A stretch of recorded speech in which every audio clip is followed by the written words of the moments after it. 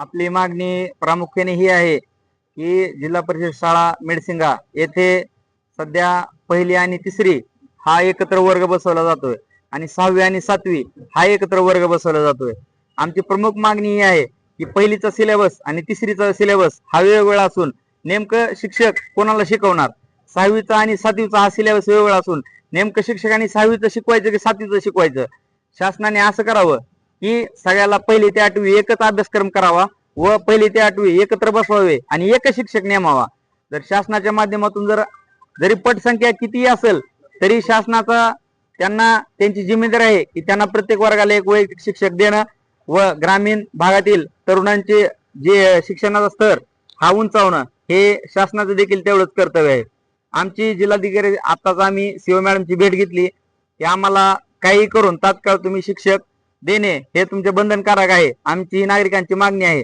जर तुम्हाला तात्काळ शिक्षक देणं होत नसेल तर तुम्ही लाडकी बहीण योजना जशी होती तशा माध्यमातून तुम्ही तात्काळ जे शिक्षणासाठी पात्र आहेत शिक्षक शिकवण्यासाठी गावातील जे तरुण आहेत त्यांना तुम्ही प्रोत्साहन द्यावं। तुमच्या ऑफिसच्या माध्यमातून त्यांना मानधन द्यावं जे की मेडसिंगा गावातील असतील त्याला वाहतुकीचा खर्च देखील टळल।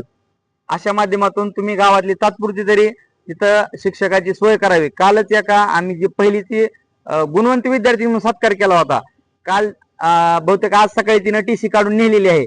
शिक्षकाचा बोऱ्या वाजल्यामुळे जी गुणवंत विद्यार्थी आहे पहिलीची तिचं जर भविष्य पहिलीतच का अंधारात जात असेल तर राहिलेले पालक सुद्धा टीसी काढून न्यायला कमी जास्त करणार नाहीत। त्यामुळे आमची एकच मागणी आहे की विद्यार्थ्याची पट कसं वाढावं यासाठी देखील जिल्हा परिषदनं किंवा कलेक्टर ऑफिसनं गावात त्यांनी मोहीम राबवावी। आपण काय शिकवतोय स्तर घसरत असेल तर विद्यार्थी निघून जात आहेत।